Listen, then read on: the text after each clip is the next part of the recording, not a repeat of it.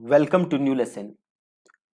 आज के लेसन में हमने जो ऑन पेज एसईओ के बारे में अभी तक चीजें पढ़ी हैं वो सारा मैं एक बार आपके लिए सम अप करूंगा ताकि आपको एक बार कंप्लीट आइडिया हो जाए ऑन पेज एसईओ का। तो सबसे पहले हम बात कर लेते हैं कि ऑन पेज एसईओ था क्या। राइट, तो बताओ जी क्या था on page SEO. So on page SEO था आपका कि आपको आपका जो वेब पेज है उसका एसईओ करना है, उसको ऐसे ऑप्टिमाइज करना है कि वो सर्च इंजिन्स के अंदर नजर आए।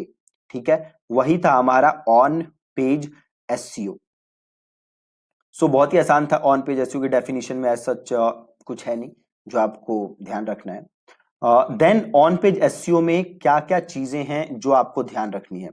राइट, तो बड़ी सारी चीजें थी ऑन पेज एसईओ के अंदर जो हमने बात की थी। तो सबसे पहले आपको क्या ध्यान रखना है, आपके यूआरएल का। राइट, जो आप यूआरएल यूज कर रहे हो तो वो यूआरएल आपका सही होना चाहिए। सो बेसिकली आपका यूआरएल का जो स्ट्रक्चर है वो सही होना चाहिए। राइट, तो ये सबसे पहली चीज है जो आपको अपनी ऑन पेज एसईओ के अंदर ध्यान रखना है। अगली चीज आपको ध्यान रखनी है ऑन पेज एसईओ के अंदर आपका यूएक्स। ठीक है, यूजर एक्सपीरियंस जो है आपका वो अच्छा होना चाहिए।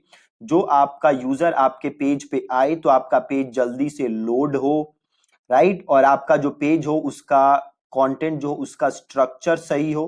राइट, तो यूजर एक्सपीरियंस अच्छा होना चाहिए। ऑन पेज एसईओ में आपने एक ये चीज पढ़ी थी। अगली चीज आपने ये पढ़ी थी रिगार्डिंग कंटेंट कि जो आपका कंटेंट होना चाहिए वो रीडेबल होना चाहिए। राइट, उसकी लेंथ सही होनी चाहिए, प्लस आपको काफी सारी इमेजेस यूज करनी है। ठीक है, ये आपने पढ़ा था अबाउट रीडेबिलिटी। देन हमने सीखा था कि आपको कंटेंट को और कैसे रखना है।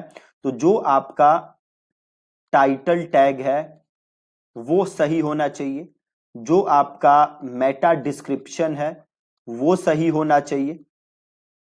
राइट, और इसके अलावा क्या था, इसके अलावा जो आपका कीवर्ड है ना, जो आपका कीवर्ड है वो टाइटल टैग में आप यूज करो, वो आप मेटा डिस्क्रिप्शन में यूज करो। इसके अलावा जो आपका कीवर्ड है वो आपका जो ब्लॉग स्टार्ट हो उसके इनिशियल 100 वर्ड्स के अंदर आप यूज करो। राइट, प्लस आप यूज करो हेडिंग टैग्स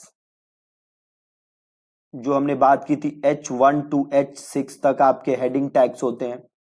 हमने बात की थी कि जो H1 टैग होता है वो बाय डिफॉल्ट आपके ब्लॉग के टाइटल को दे देता है। ज्यादातर जो प्लेटफॉर्म्स होते हैं वो आपके टाइटल को दे देते हैं, तो आपको बाकी टैग सही तरीके से यूज करने हैं। राइट, एक चीज आपको ये ध्यान रखना है जो इनिशियली 100 वर्ड्स में यूज करना है वो आपको जरूर यूज करना है। देन आपको टाइटल टैग्स यूज करने हैं। हेडिंग टैग्स हमने जो पढ़ा था, हेडिंग टैग्स करते क्या है, हेडिंग टैग्स आपके कंटेंट को और बढ़िया से रीडेबल बनाते हैं। देन हमने बात की थी कि हमें यूज करने हैं आउटबाउंड लिंक्स, है ना, हमें आउटबाउंड लिंक्स यूज करने हैं जिससे कि अथॉरिटी बिल्ड होती है। हमने सीखा भी था हम कैसे यूज कर सकते हैं।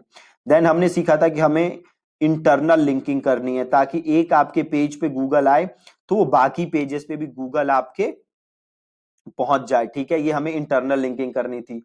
देन हमने देखा था कि हमें क्या करनी है, इमेज की भी एसईओ करनी है ना, हमें इमेज का टाइटल सही रखना है, हमें इमेज का लोड स्पीड ज्यादा ना हो, इसलिए इमेज को हमने देखा था हमने टाइनी पीएनजी से उसको छोटा कर लेंगे। राइट, और उसका ऑल्ट टेक्स्ट हम लिखेंगे जो कि बहुत ही ज्यादा जरूरी है। राइट, तो ऑन पेज में आपका ऑन पेज एसईओ में आपका यही सारी चीजें थी। और अगेन जो एक इसमें सबसे जरूरी चीज है जो हमने बात की थी अबाउट कंटेंट, आपका जो कंटेंट है वो फोकस कीवर्ड के अकॉर्डिंग होना चाहिए, उसकी डेंसिटी उस हिसाब से होनी चाहिए। प्लस हमने बात की थी एक बार उसी के अंदर डुप्लीकेट कंटेंट की, जो हमने योस्ट में देखा था कि Google hates duplicate content. So make sure कि आप कंटेंट डुप्लीकेट नहीं कर रहे, प्लस कंटेंट आपका वैल्यूएबल होना चाहिए। कुछ लेसन से पहले हमने बात की थी your life your money your life YMYL के बारे में।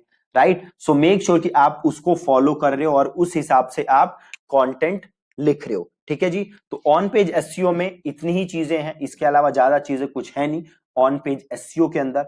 सो मेक श्योर कि आप इन सारी चीजों को फॉलो कर रहे हो जब भी आप कंटेंट लिख रहे हो, ठीक है। अब आगे वाले जो लेसन आएंगे उसमें हम बात करेंगे अबाउट ऑफ पेज एसईओ, हम देखेंगे वो कैसे कर सकते हो।